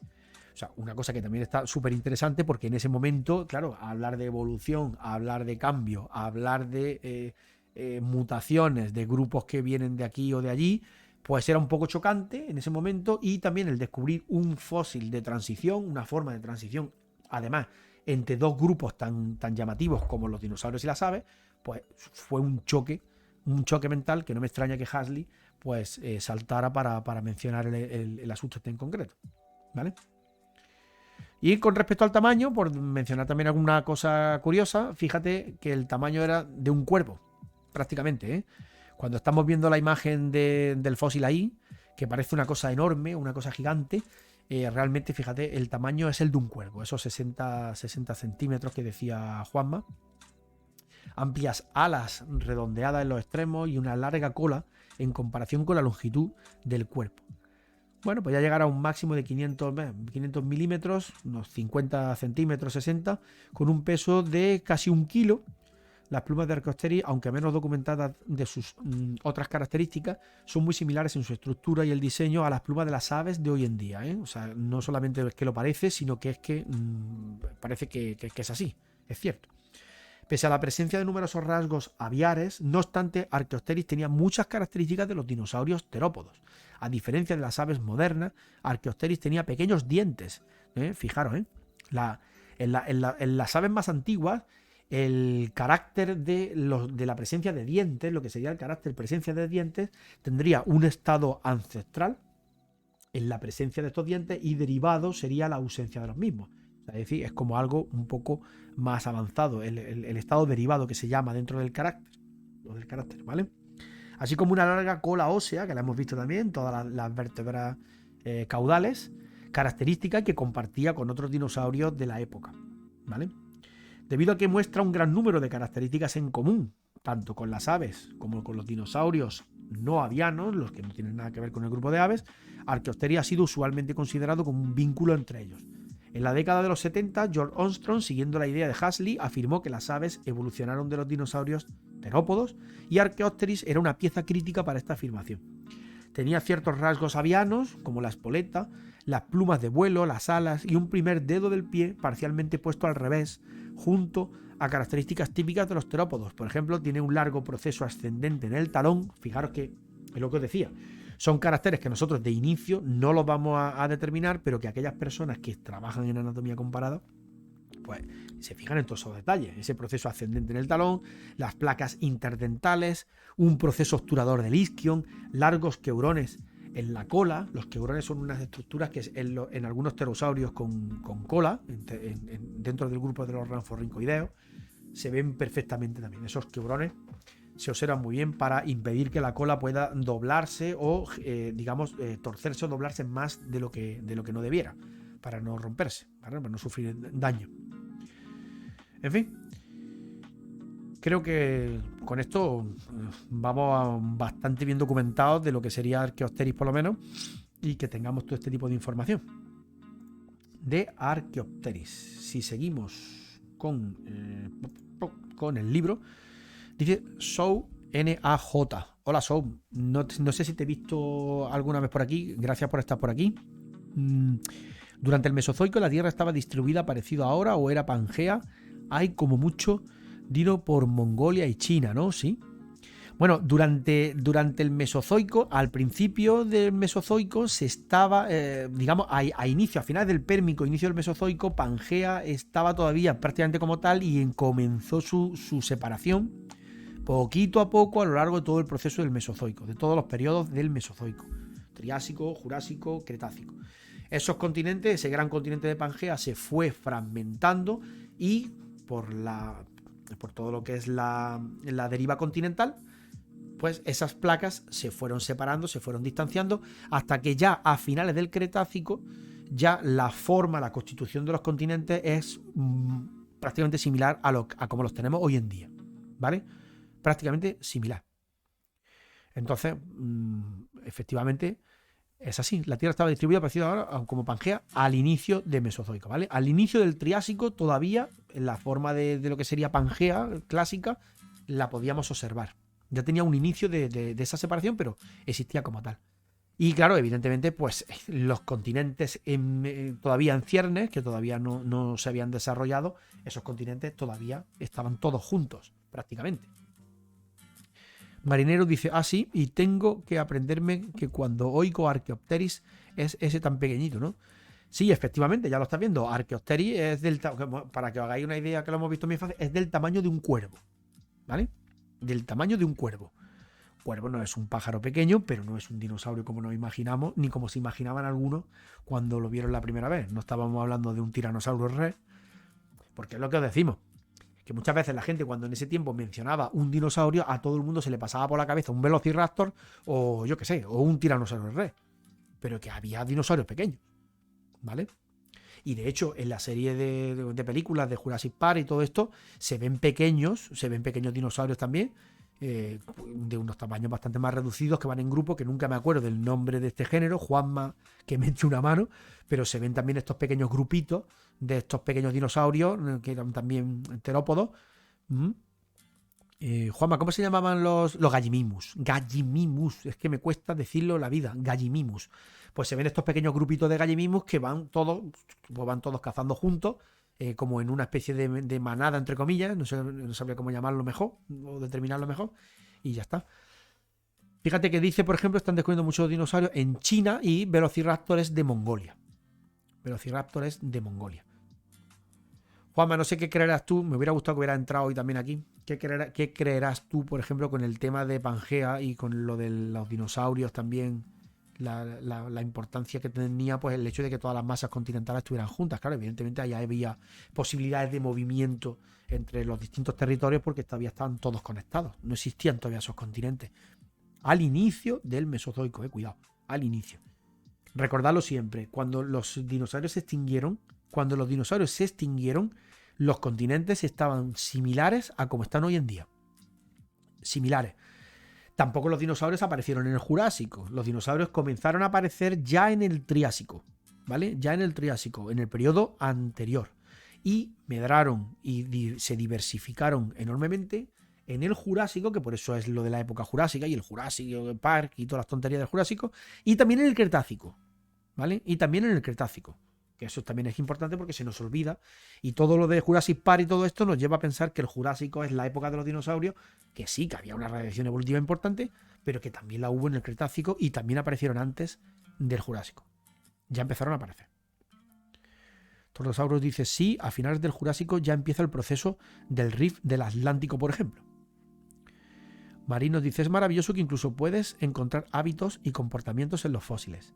La relación de grupo e incluso seguir sus huellas para saber cómo avanzaban. En Solnhofen se pueden ver casi dormidos. Sí. Para los que sois de aquí, de España, también tenemos, pues por ejemplo, ignitas a nivel de lo que son las huellas de pterosauria, por ejemplo, pues en las zonas del norte de España, en todas las zonas de lo que sería la costa jurásica de Asturias, etcétera, etcétera, y en muchos más sitios que yo desconozco porque no soy muy conocedor de este tipo de detalles a nivel de España, pero hay mucho de lo que está diciendo Marí. En cuanto a América, estábamos muy separados. El levantamiento de Panamá se dio hacia el Mioceno, a partir de ahí fue el intercambio. Torosaurus también nos dice, el raptor de Jurassic Park sería más bien un Deinonychus. Juanma, un día vamos a quedar aquí y vamos a hacer un programa de un par de horitas en donde vamos a hablar de Jurassic Park concretamente y vamos a mencionar todas las diferencias que hay entre la realidad y el cómo se representa dentro de la película de Jurassic Park. Y vamos a hablar de todos esos detalles y con imágenes, con ilustraciones, con todo esto para que veamos esas diferencias y que nos lo presente Juanma. Que Juanma es el que entiende realmente de todo el tema de paleo. Aquí el que sabe es Juanma y seguramente Marí, que ha entrado también, que es paleoartista, sabe también de lo que estamos tratando. Ya conoceremos a Marí y ya nos contará bien qué es lo que hace. Dice Marinero, dice, eres al más ardiente para comentar Jurassic Park. Bueno, sois. Sí, pero yo del tema de dinosaurios no estoy tan puesto. Yo tengo un conocimiento a nivel de zoología, pues soy zoólogo. Yo tengo un conocimiento y me intento impregnar un poco de información de paleontología por el interés que me lleva el conocer pues el grupo de los reptiles y el grupo de pterosaurios y digamos conectar un poco todos los grupos, porque evidentemente si uno quiere aprender vertebrados, pues vamos a ver. Un día podemos hablar de los urocordados, podemos hablar de los cefalocordados, podemos hablar de los petromizóntidos, de los misines, de los cefalopidomorfos y de todo lo que queráis. Y aquí puedo estar diciendo nombres hasta mañana. Pero al final hay una parte interesante que ya lo estuvimos debatiendo una vez, Juanma y yo también incluso aquí en un programa, que es que la paleontología la tienes que incorporar a todo este tipo de cosas porque si no te faltan, pues te faltan conocimientos muy importantes, ¿vale? Te faltan conocimientos importantes. Y entonces, pues bueno, siempre últimamente estoy un poco mucho más abierto a pasar un poco de lo que sería la zoología actual, con los grupos actuales, a meterme un poco en cosas más antiguas e intentar incorporar todo el conocimiento de paleo en lo que sé de vertebrados, en lo que estudio de vertebrados, ¿vale? Dice Marinero, dice, vaya chungo, dice, alguna vez te piden el usuario, no sé a qué te refieres aquí, Marinero, ¿vale? Esto solo lo tenemos en mente, todo esto lo vamos hablando poco a poco, nos queda un ratito, nos queda una media horilla de programa, ya os digo que no vamos a alargar esto más de 2 horas, ni loco, y si mañana continuamos por otro punto, oye, pues seguimos la serie por otro punto y no hay más que hablar. Aquí estábamos comentando el tema de Huxley, que fue realmente el biólogo pues británico que popularizó la idea de que el fósil de Archaeopteryx estaba relacionado con los reptiles y con los dinosaurios en concreto, aves y dinosaurios, y que pues representaba pues una transición evolutiva entre los dos grupos. A principios del año 1900, sin embargo, había también pues mucho debate y se ponía muy en contra toda esta relación entre, como estábamos viendo, entre el nexo de unión entre dinosaurios y aves, pues estaba bastante puesto en... Alguien está escribiéndome por aquí. Estaba pues bastante puesto en duda, ¿no? Como que no quedaba claro. Y se hacían énfasis, como indica, en diferencias, en un pequeño número de características que se veían en los fósiles. Por ejemplo, uno de los argumentos más famosos en este sentido era o estaba a nivel de las clavículas. A nivel de las clavículas. Y es que se decía que los dinosaurios habían perdido esos huesos frágiles conocidos con el nombre de clavículas, que sin embargo estaban presentes en los grupos más antiguos de los reptiles y también en las aves, ¿vale? En el caso de las aves, las clavículas, no sé si lo sabéis, pero las clavículas se fusionan formando un hueso que se conoce con el nombre de fúrcula. Fúrcula. Una fúrcula que puede ser, incluso pues me acuerdo cuando estudiaba rapaces nocturnas en aves, que podía ser neumática o no neumática, si tenía un tejido de un determinado tipo, un tejido óseo otro. Ya hablaremos algún día del tema de anatomía y de fisiología, pero las clavículas en las aves se fusionan formando un hueso que se conoce con el nombre de la fúrcula. Y entonces, esas clavículas estaban presentes en los reptiles más antiguos, pero no estaban presentes, según decían en esta fecha, claro, es lo que os decimos también, según decían en esta fecha, con los conocimientos que tenían en ese momento, con los fósiles que se habían descubierto en ese momento. Es decir, esas clavículas no estaban presentes ni en los dinosaurios ni en los fósiles de las aves que se estaban descubriendo. Entonces, claro, esta era una idea de que ya se utilizaba como para rechazar las relaciones que había entre dinosaurios y aves, porque las aves pues, se consideraban aves y no reptiles, ¿vale? Y no reptiles. ¿Qué más cosas vienen por aquí? Creo que he movido esto. Como decía, la fúrcula. Dice, bajo la asunción de que las aves no podrían haber de nuevo desarrollado una estructura tan compleja que ya se había perdido, digamos, en los antecesores más inmediatos, o sea, las aves, dice, pues se pensaban que podían descender de un grupo bastante más primitivo, pero no de dinosaurios, no de reptiles dinosaurios, sino de algo más antiguo, ¿vale? Durante 50 años el foco estuvo puesto en las clavículas, ¿vale? Y otra serie de características pues distrajeron también a los investigadores, ¿vale? A la hora de compartir estas características, ¿no? Como que no las tenían. Los investigadores empezaron a adoptar un punto de vista más sintético, más resumido, del origen de las aves a finales de los años 60, en concreto, ¿vale? A partir de los avances que se hicieron en la reconstrucción de las relaciones evolutivas basadas en las similaridades y diferencias entre los organismos. Es decir, es que aquí básicamente hasta los años 60 pues los estudios de anatomía comparada, los estudios de filogenética y ese tipo de cosas que se hacían antes, pues evidentemente no estaban muy avanzados. Es que estábamos Entomología Asturias, Miguel se vaya porque tiene ahora la emisión él a las 10 y es cuando nosotros cortamos para pasarnos a Miguel. Miguel habla de entomología y entonces yo voy a cortar justo cuando Miguel vaya a empezar y probablemente haremos una raid y nos vayamos a conocer a Miguel, que habla de entomología. Hoy está haciendo ahora mismo un repaso sistemático de todos los órdenes de insectos. Y está muy chulo porque si no tenéis mucho conocimiento del tema de insectos y queréis aprender pues qué son los coleópteros, la familia de los cocinélidos, qué son todo ese tipo de cosas, pues Miguel se está encargando ahora de hacer una serie de entomología, de taxonomía, donde estamos viendo cada uno de los grupos y no me gustaría perderme el programa de hoy de Miguel. Entonces por eso digo que a las 10 pues terminamos y todo esto, ¿vale? Entonces, bueno, como digo, conforme fueron avanzando pues todos los estudios y todas las investigaciones y se pudieron hacer mejores estudios de reconstrucción de relaciones evolutivas con las características, comparando características, diferencias y todo esto, pues empezaron a verlo de manera más sencilla, estas relaciones, ¿no? Entre aves y dinosaurios, todo poco a poco. Dice todo esto, por ejemplo, basado en algunas de las investigaciones de los descubrimientos del paleontólogo muy conocido John Armstrong, ¿vale? Muchas de las otras características morfológicas que fueron identificadas revelaron que había efectivamente evidencias de un ancestro compartido entre las aves y los dinosaurios, y todo este tipo de estudios de anatomía comparada. Al mismo tiempo, se descubrieron también nuevos fósiles, es lo que os digo, conforme se van apareciendo nuevos datos y van apareciendo nuevos fósiles, pues entre una cosa y otra, pues la evidencia va dejando paso a la duda, ¿no? Los nuevos fósiles descubiertos expandieron el conocimiento de la diversidad tanto de dinosaurios como de aves. Es decir, empezamos a descubrir una variedad mucho más grande, mayor número de especies y mayor número de especies tanto en uno como en otro. Y evidentemente más fácil hacer comparaciones porque tenemos más ejemplos, ¿vale? Esa crítica que decíamos al principio de que los dinosaurios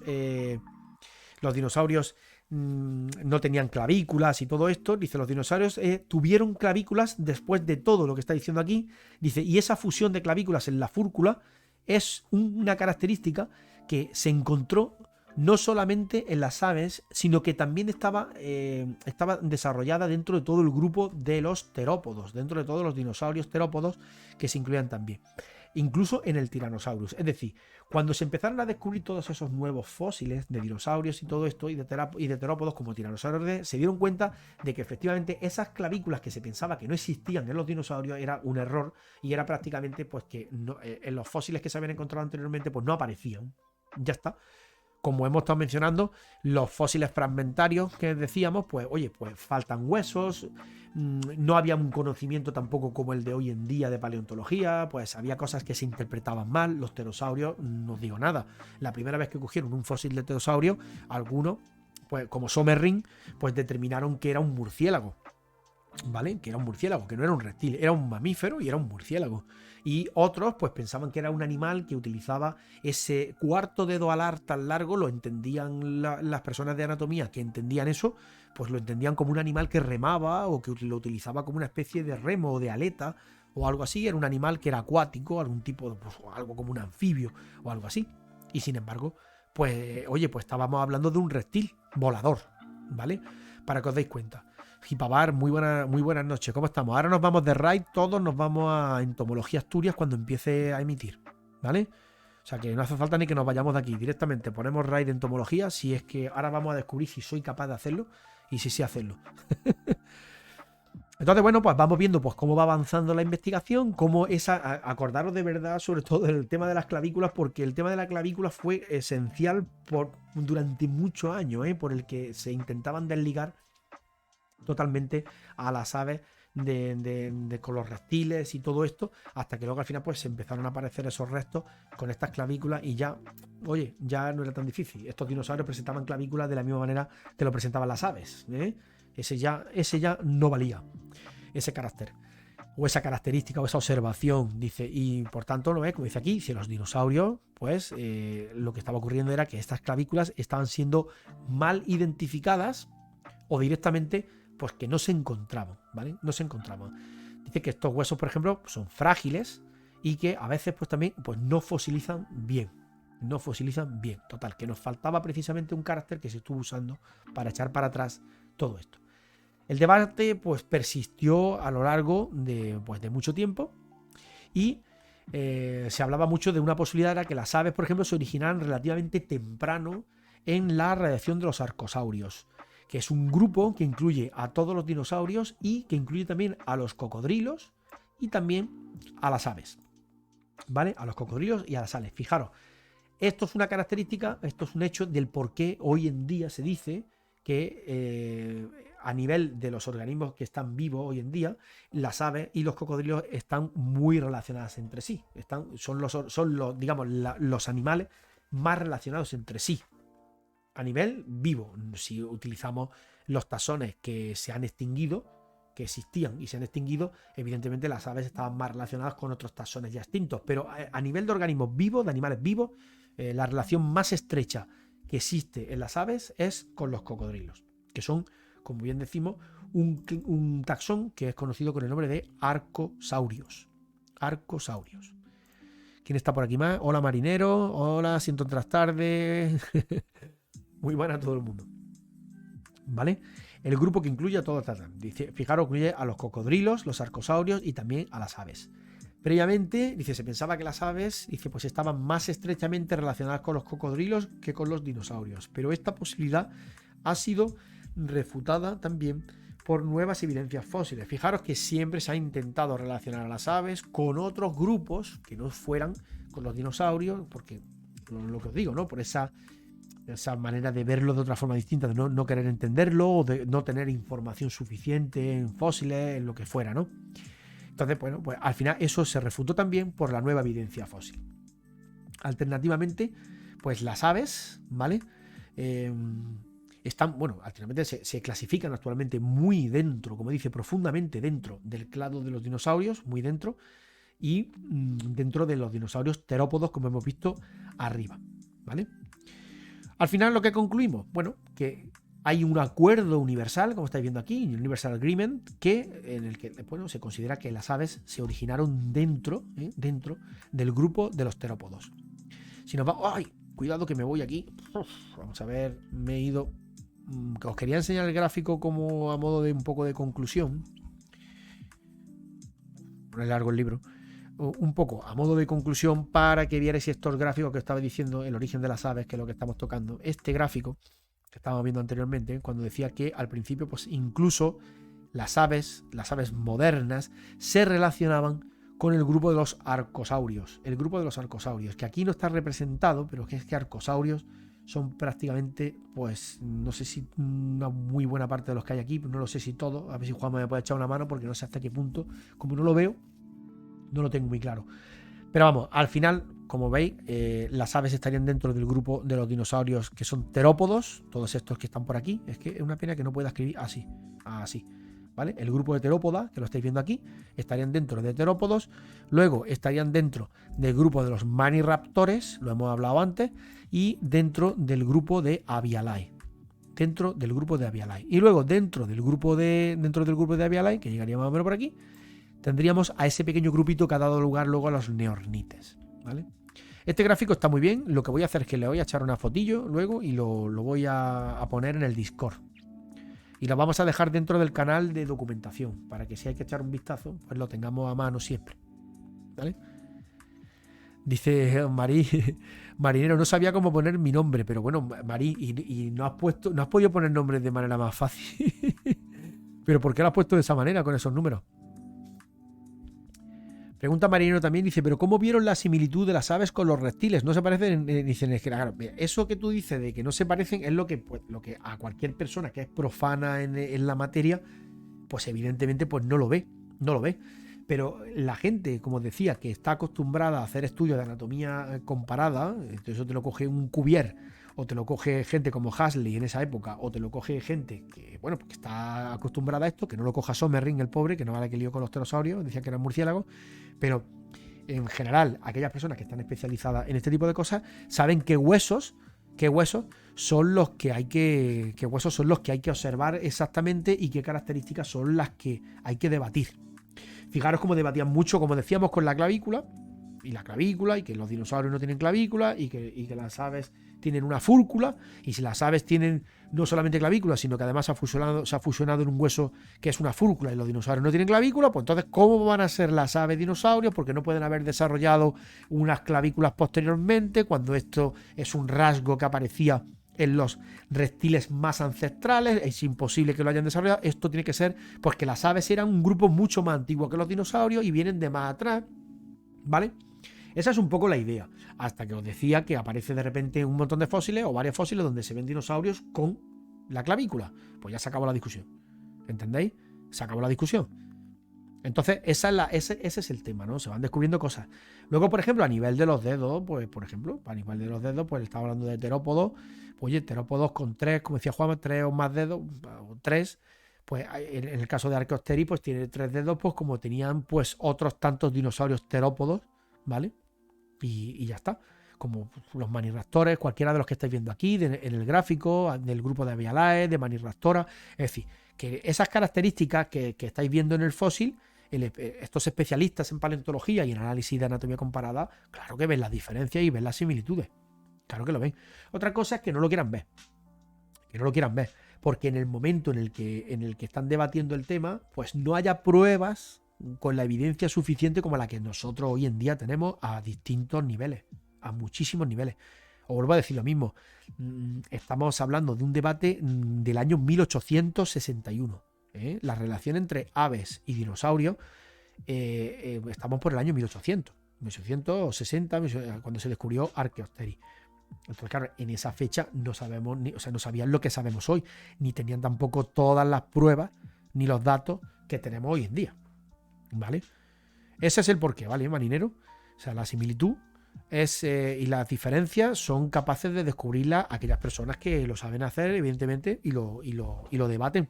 De hecho, aquí hemos estado leyendo un poco en el tema de la página web que hemos visto bueno, no me acuerdo del nombre de la página web, Mundo Prehistórico, me parece que se llama. Oye, hemos estado viendo algunos detalles de estos huesos, pues que nos hemos quedado un poco como, ostras, vaya características más específicas, ¿no? Y claro, efectivamente, es que esas características específicas que nosotros no caemos son las que miran ellos, ¿vale? Y ellos saben dónde fijarse exactamente. Y es más, con esas características es con lo que luego crean también muchos de estos árboles filogenéticos, estudiando estos caracteres y estudiando el estado, pues, o bien ancestral o bien derivado de estos caracteres, ¿vale? Como decíamos anteriormente, las primeras aves, estos grupos más primitivos, más ancestrales de aves como Archaeopteryx, os decía también en el libro, en el libro y en las imágenes del fósil, que tiene dientes, que estas mandíbulas tenían dientes en Archaeopteryx. Sin embargo, las aves posteriormente, el carácter de los dientes, pues es todo lo contrario, lo han perdido posteriormente, ¿vale? Lo han perdido, es un carácter, ahí sería, si no me equivoco, un carácter derivado, ¿vale? Por esa pérdida de la dentición. Pues todas esas diferencias son las que se estudian y las que se observan para hacer estas comparaciones, ¿vale? Pues tengo esto tan aumentado que tarda un siglo en bajar para abajo. Y bueno, y hablando un poco de los arcosaurios como grupo principal, intentando, como decíamos, clasificar las aves dentro de los arcosaurios, pero en un punto mucho más atrás, hasta que al final, pues nada, pues se llega, como decíamos, al consenso universal y no hay más que hablar, ¿vale? Bueno, y yo creo que ya por aquí, pues para no seguir avanzando, aquí habla algo más, bueno, los terópodos, por ejemplo, como grupo, como hemos visto, como clado de dinosaurios fósiles, pues surgen, como decíamos, en el Triásico tardío, hablando un poco del grupo principal de dinosaurios que nos interesa, del que proceden, porque dinosaurios, acordaros de la imagen que acabo de poner, había también otros tipos que no tienen nada que ver, evidentemente, con las aves, ¿vale? Estamos hablando del grupo de dinosaurios del que surgen las aves, que son los terópodos. Estos aparecen, pues, en el Triásico tardío hace, pues, unos 225 millones de años. 225 millones de años, ¿vale? Como dice aquí, cuando muchos grupos de estos principales grupos de dinosaurios ya empezaron a aparecer, ¿vale? A través de los siguientes 160 millones de años de los periodos del Jurásico y el Cretácico, estos terópodos, este grupo concreto de dinosaurios, fueron los dominantes o los carnívoros terrestres dominantes en el planeta, ¿vale?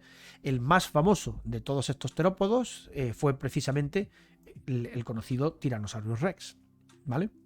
Sin embargo, aunque muchos de estos terópodos fueron grandes o gigantes comedores de carne, es lo que os comentaba antes, no todos los terópodos pues incluyen a animales enormes como este, sino que también había otros con cuerpos más pequeños, ¿vale? Dinosaurios que además de pequeños es que eran herbívoros e insectívoros. Esta es otra de las evidencias que relacionan a estos animales.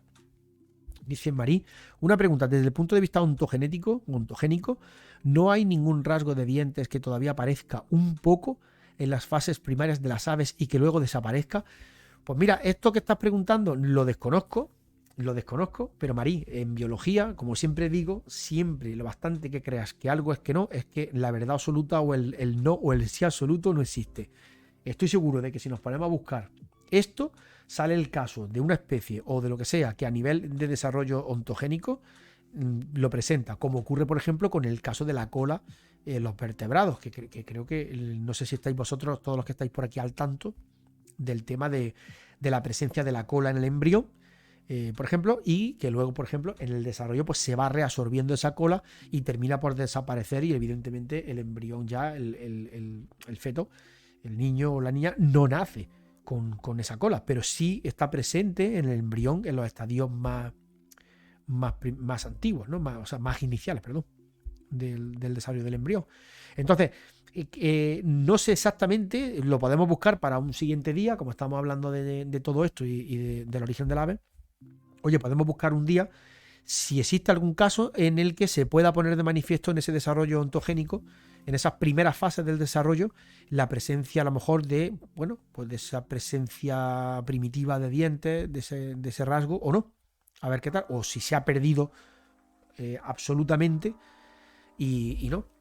Como también vamos a tratar muchos temas de aves, dentro de la serie de aves que vamos a ir haciendo, vamos a tratar temas que están relacionados con la anatomía y todo esto. Imagino que cuando hablemos de la estructura en este libro, que es de biología especializada de aves y que es mucho más profundo que buscar por ahí cosas con menos detalle, oye, pues imagino que ahí vendrá si hay algún caso con dientes. Es que yo ahora mismo de luego no caigo, ¿vale? Los Maniraptora. Estábamos viendo, pues eso, ¿no? Pues que hay dinosaurios de pequeño tamaño, no como Rex, que también están dentro de este grupo de los terópodos, y dentro de los terópodos bípedos, ¿vale? Los que van erguidos, pues las aves probablemente aparecieron dentro de un grupo concreto. Además pone Termed, que se está refiriendo a animales de sangre caliente, y que es el grupo de los Maniraptores. El clado de los Maniraptores lo hemos visto arriba, no tiene más.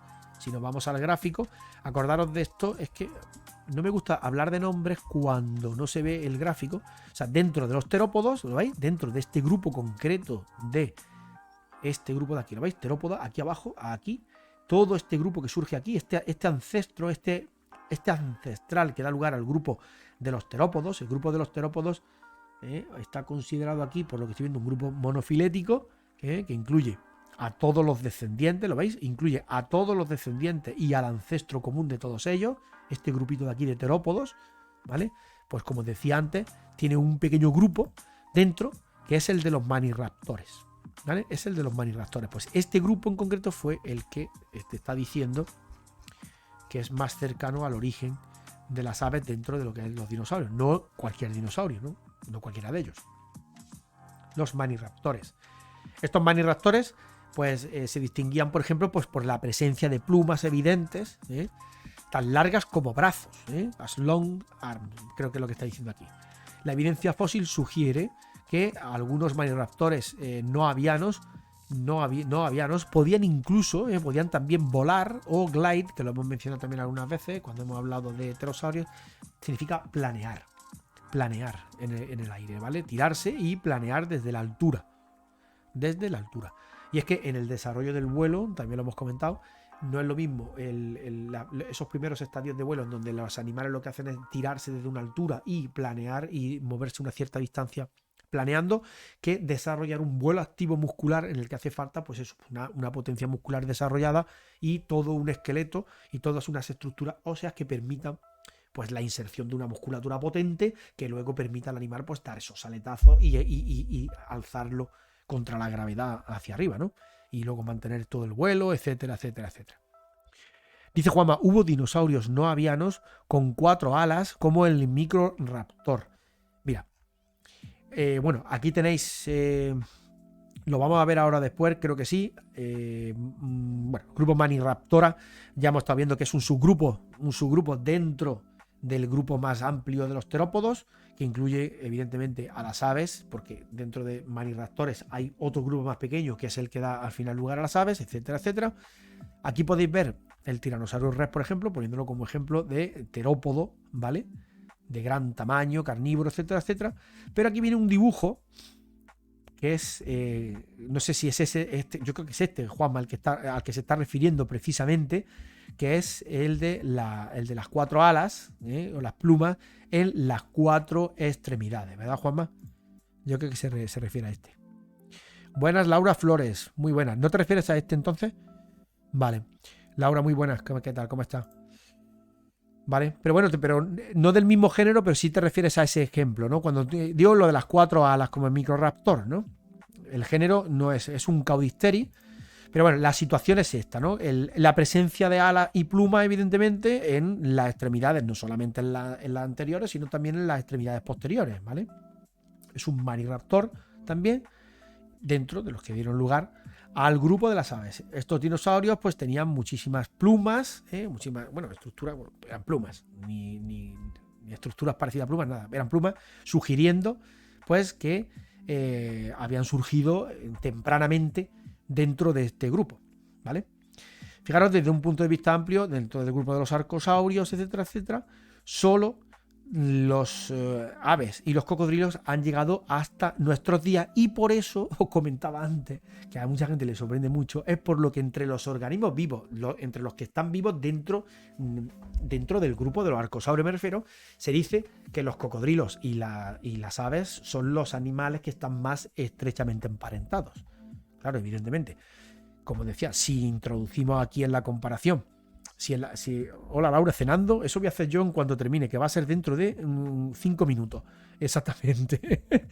Entonces eso, ¿no? Si introducimos dentro del grupo de los arcosaurios todos los demás que habéis visto, que son un montón, pues claro, ahí ya hay otros que están más relacionados con las aves. Pero por ahí, por eso es por lo que vais a escuchar esta frasecita de es que las aves y los cocodrilos están muy relacionados. Son los que están más relacionados. Se parece más un pájaro a un caimán que a otra cosa. Y claro, a algunos les suena eso y dicen, ¿pero qué dice? Pues viene de ahí, ¿vale? Viene de ahí. Fijaros como arcosaurio, que suena a algo antiguo y suena a algo del Paleozoico, del Cretácico, del como queráis llamarlo, algo del Jurásico, de la película. Oye, pues es que estamos hablando de arcosaurios de hoy en día, son pues los cocodrilos, por ejemplo, ¿vale? Los cocodrilos y las aves, ¿vale? Muy bien. Y yo creo que aquí lo dejamos, señores.